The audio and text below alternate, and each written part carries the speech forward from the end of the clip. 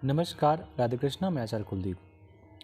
कुछ हाथ ऐसे होते हैं जिन हाथों पे भाग रेखा होती ही नहीं है और फिर भी वो अपना जीवन जी रहे होते हैं। देखिए, भाग रेखा जीवन जीने का मतलब नहीं है कि जीवन भाग रेखा नहीं तो जीवन नहीं है।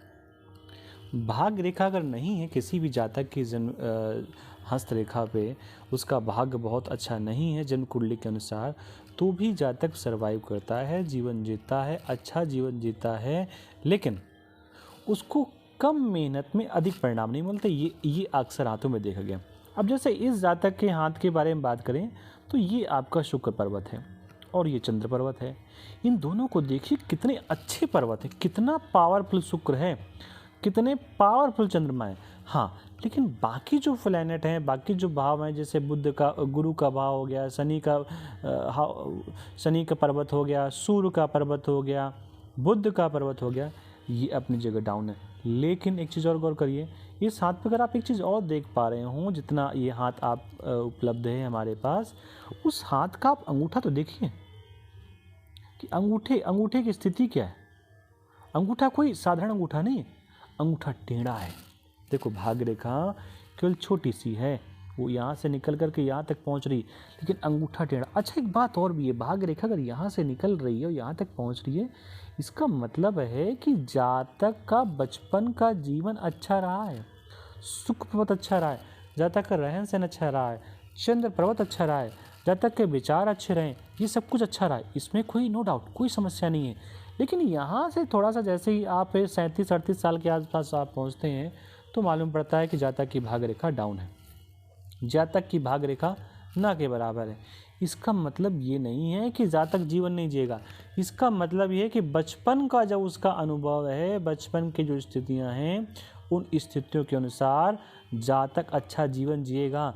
लेकिन जब ऐसे हाथों को थोड़ा सा और अच्छे से देखा जाता है, गौर करके देखा जाता है, तो मालूम ये पड़ता है कि भाग रेखा पतली हो गई है, भाग रेखा कमज़ोर हो गई है। लेकिन आप ये कह दें भाग रेखा है नहीं, क्योंकि इनको बड़ा सूक्ष्म दृष्टि से देखने के बाद ही मालूम पड़ता है कि भाग रेखा तो है। देखो, भाग रेखा कमज़ोर है, हम ऐसा मानते हैं, भाग रेखा पतली है, हम ऐसा मानते हैं, भाग रेखा यहाँ से तो यहाँ तक पहुँची, लेकिन तत्काल यहाँ से एक और प्रारंभ होगी, ये भी हम मानते हैं। लेकिन एक बात आपने गौर की कि इन भाग रेखा कहीं कटी हुई नहीं है, ये भाग रेखा कहीं भी कटी नहीं हुई है। और केवल इतना ही नहीं, ये भाग रेखा यहाँ पर जा कर के डबल भी है। एक तो सिंगल भाग रेखा ये निकली, दूसरी यहाँ से ऐसे निकल कर के गई, तो ये जातक को सकारात्मकता देती है, पॉजिटिविटी देती है। देखिए, एक बात तो है कि भाग रेखा जैसी है उस हिसाब से एक आप निर्णय ले सकते हैं, एक बात बड़ी आसानी से कह सकते हैं कि जातक का जीवन बहुत श्रेष्ठतम नहीं है। आप ये नहीं कह सकते कि जातक बहुत महंगी कार पे घूमेगा, बहुत महंगी गाड़ी पर घूमेगा, लेकिन जातक का जीवन अव्यवस्थित रहेगा, धन की कमी रहेगी, ये भी आप पूर्णतया नहीं कह सकते, क्योंकि भाग रेखा है, पतली भाग रेखा है, पग पग पर जातक को सपोर्ट करने का प्रयास करेगी। देखो, चंद्र पद थोड़ा सा यहाँ पर बढ़ा हुआ है। एक बात तो है, जातक की जो कल्पनाएं हैं वो हद से ज़्यादा हैं। जातक के मन में जो विचार आते हैं, जातक के मन में जो कुछ कर गुजरने की भावना आती है, वो हद से ज़्यादा है। तो इसके लिए तो एक्स्ट्रा मेहनत करनी पड़ेगी। ठीक है रेखा, ये भी रेखा ठीक है, और मस्तिष्क रेखा भी ठीक है। एक उंगली जो है, जो बड़ी सुंदर है, बड़ी अच्छी, इसको हम बुध की उंगली कहते हैं। दूसरी भाषा में इसे कनिष्ठिका उंगली कहते हैं।